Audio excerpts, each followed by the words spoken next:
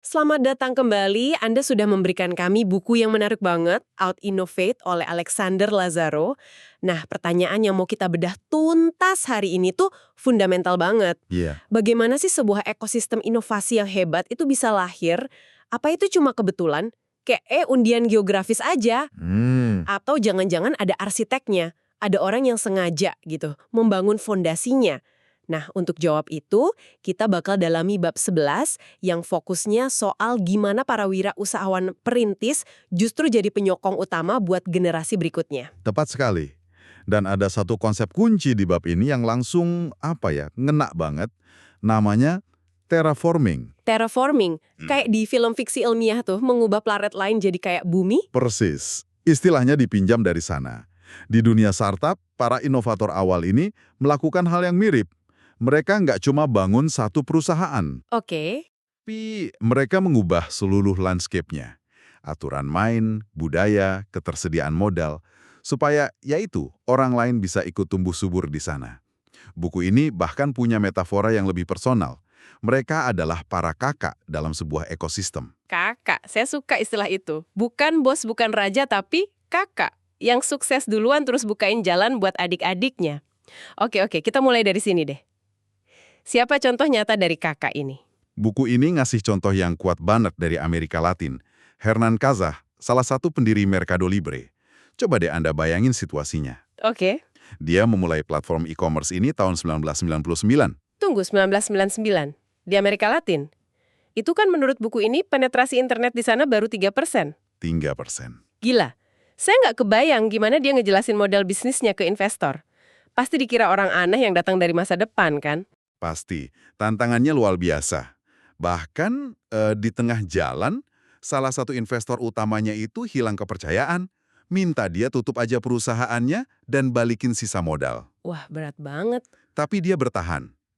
Dan ya, kita semua tahu hasilnya. Mercado Libre go public di 2007 dan jadi raksasa. Nah, disinilah bagian yang paling menarik. Bagian yang relevan sama konsep kakak tadi. Apa yang dia lakuin setelah jadi super kaya dan sukses? Pensiun di pantai gitu? Justru itu, dia nggak pensiun. Bersama mantan CFO-nya, Nicholas Sekasi, dia mendirikan Kazek Ventures. Oke. Ini poin kuncinya. Dia nggak cuma menginvestasikan kembali uangnya, tapi juga waktu, jaringan, dan pelajarannya yang paling berharga. Yang dia dapat dari, berdarah-darah dulu. Dia secara aktif jadi mentor. Nah, inilah yang disebut efek pengganda atau multiplier effect. Jadi ini bukan cuma satu sukses ditambah satu sukses. Ini lebih kayak satu pohon besar yang akarnya nyebar dan tumbuhin 10 pohon baru di sekitarnya. Analogi yang sempurna. Jadi efek pengganda itu, satu kesuksesan nggak cuma menginspirasi, tapi secara aktif menciptakan sumber daya baru, modal, talenta, dan yang paling penting, kepercayaan. Yang bikin kesuksesan berikutnya bisa terjadi jauh lebih cepat. Tepat. Dan ini bukan fenomena yang cuma terjadi di satu tempat loh. Kisah Kazari Moan di Amerika Latin itu luar biasa. Tapi ini pola yang universal nggak? Maksudnya, kita lihat fenomena kakak yang sama di belahan dunia lain yang lagi berkembang juga. Tentu saja. Dan contoh dari Timur Tengah yang diangkat di buku ini malah lebih dramatis lagi. Karena nunjukin rantai kesuksesan yang lebih panjang. Oke, gimana tuh? Kita bicara soal Fadi Gandur, pendiri Aramex. Setelah sukses besar dengan perusahaan logistiknya, dia jadi mentor dan investor awal untuk Maktop. Maktop, portal web pertama di dunia Arab itu kan, yang kemudian diakuisisi Yahoo. Benar, nilainya fantastis pada masanya. Tapi ceritanya nggak berhenti di situ. Di dalam Maktop ada proyek sampingan kecil, platform e-commerce namanya Souk. Saya pernah dengar Souk. Nah, setelah akuisisi oleh Yahoo, tim Souk ini keluar, fokus bangun bisnisnya sendiri. Hasilnya, Souk jadi Amazonnya Timur Tengah. Dan akhirnya diakuisisi juga sama Amazon seharga $580 juta. Wow, jadi kayak efek domino ya, satu kesuksesan melahirkan kesuksesan berikutnya. Lebih dari itu malah. Dari alumni-alumni Maktop dan Souk inilah muncul istilah mafia Maktop. Mirip PayPal Mafia di Silicon Valley. Persis. Di mana para alumni kunci dari satu perusahaan yang sukses besar menyebar dan mendirikan puluhan perusahaan hebat lainnya. Mereka jadi semacam keluarga bangsawan di ekosistem startup lokal. Mereka nggak cuma bangun perusahaan, mereka benar-benar menciptakan fondasi industrinya. Oke. Jadi fondasi pertama itu para kakak. Mereka nyediain modal, bimbingan, inspirasi. Tapi modal dan bimbingan aja kayaknya belum cukup kalau lingkungannya sendiri nggak mendukung orang buat berani coba. Apalagi berani gagal. Ini soal budaya kan? Tepat. Dan bab ini punya cerita yang unik banget soal gimana budaya itu bisa direkayasa secara sengaja. Contohnya dari Meksiko, tentang lahirnya Fuck Up Nights. Ini cerita favorit saya. Coba bayangin, awalnya cuma 6 orang teman lagi kumpul sambil minum mezcal. Terus mereka saling curhat. Betapa tabunya ngomongin kegagalan bisnis di budaya mereka. Semua orang cuma pamer sukses kan? Itu bikin mereka ngerasa terisolasi banget waktu bisnis mereka gagal. Dari obrolan santai di bar itu, lahir sebuah gerakan global. Konsepnya sederhana tapi radikal. Menyediakan panggung di mana wirausahawan bisa secara terbuka dan jujur cerita soal kegagalan mereka. Bukan buat meratapi nasib ya, tapi buat belajar bareng. Betul, apa yang salah, apa yang mereka pelajari. Oke, konsepnya keren sih. Tapi saya agak skeptis. Ini beneran mengubah budaya secara fundamental?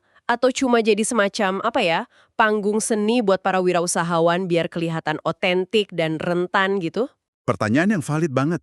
Awalnya mungkin bisa kelihatan kayak gitu. Tapi yang bikin Fuck Up Nights ini lebih dari sekedar pertunjukan adalah langkah berikutnya. Mereka meluncurkan Failure Institute. Failure Institute. Iya, jadi mereka nggak cuma berbagi cerita, mereka ngumpulin dan menganalisis data secara sistematis tentang apa sih penyebab kegagalan startup di seluruh dunia. Data ini kemudian dipublikasiin buat bantu wirausahawan lain, investor, bahkan pemerintah, biar bisa bikin keputusan yang lebih baik. Jadi ini bukan cuma soal perasaan, ini soal data. Nah, ini rekayasa budaya yang disengaja dan berbasis bukti. Menarik. Jadi di satu sisi ada upaya mematahkan stigma kegagalan. Kalau kita lihat sisi ekstrem lainnya, buku ini juga ngangkat contoh dari lingkungan yang paling menantang di dunia. Betul, kita bicara tentang Chosun Exchange yang didirikan oleh Geoffrey See di Korea Utara. Korea Utara, wow. Kalau di Meksiko tantangannya mengubah pola pikir sosial, di Korea Utara tantangannya jauh lebih fundamental. Ini baru terraforming dalam arti harfiah ya, bukan cuma bangun perusahaan, tapi mencoba meyakinkan sistemnya biar ndak nelen perusahaanmu pas kamu berhasil. Level sulitnya beda banget. Tepat.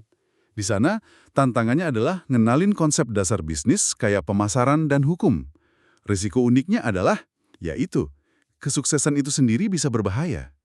Kalau bisnis terlalu sukses, ada risiko besar diambil alih negara. Waduh. Jadi, upaya Chosun Exchange bukan cuma ngajar, tapi juga menavigasi lanskap politik yang rumit dan secara perlahan mencoba membentuk kebijakan untuk melindungi hak milik pribadi.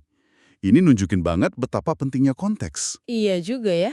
Apa yang berhasil di Meksiko, ya jelas nggak akan berlaku di Korea Utara. Tapi prinsip dasarnya sama. Bangun budaya kewirausahaan yang sesuai dengan tanah setempat, itu langkah pertama yang krusial. Oke, ini nyambung. Jadi, budayanya udah mulai diubah biar lebih nerima risiko. Para kakak udah siap dengan modal dan bimbingan. Tapi, budaya dan modal aja kan nggak cukup. Kita butuh orang-orangnya. Siapa yang bakal ngisi startup-startup ini?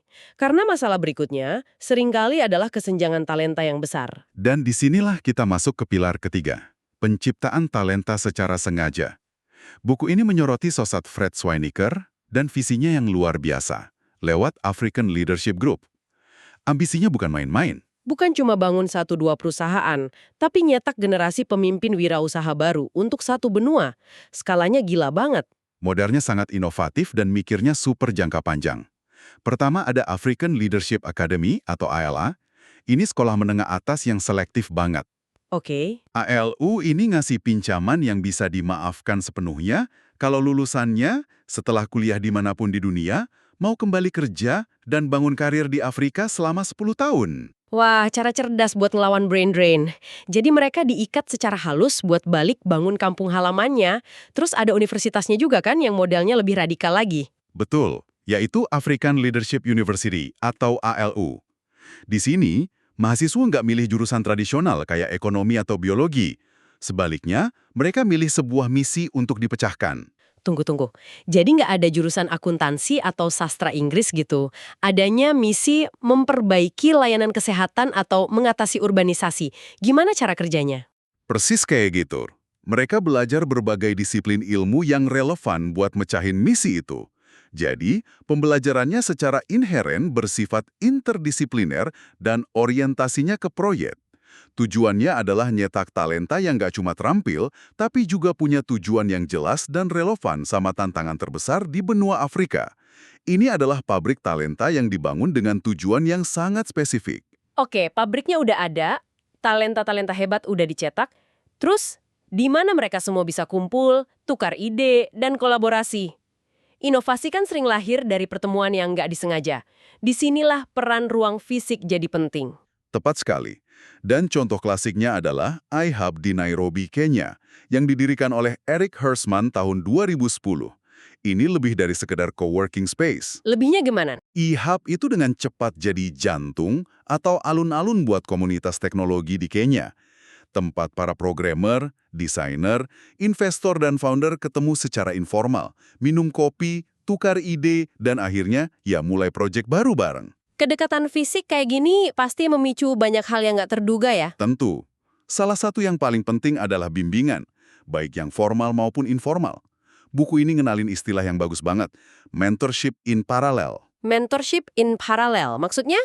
Ini fenomena di mana para pendiri yang udah lebih pengalaman, kayak Ben Gleason dari Guia Bolso di Brazil, atau Eric Hersman sendiri dengan startup barunya BRCK, secara aktif ngebimbing wirausahawan lain sambil mereka sendiri masih sibuk bangun perusahaan mereka. Oh, jadi kayaknya lebih efisien ya, belajar langsung dari orang yang masih berdarah-darah di lapangan setiap hari, bukan dari mentor yang mungkin udah pensiun 20 tahun lalu dan pengalamannya udah nggak relevan.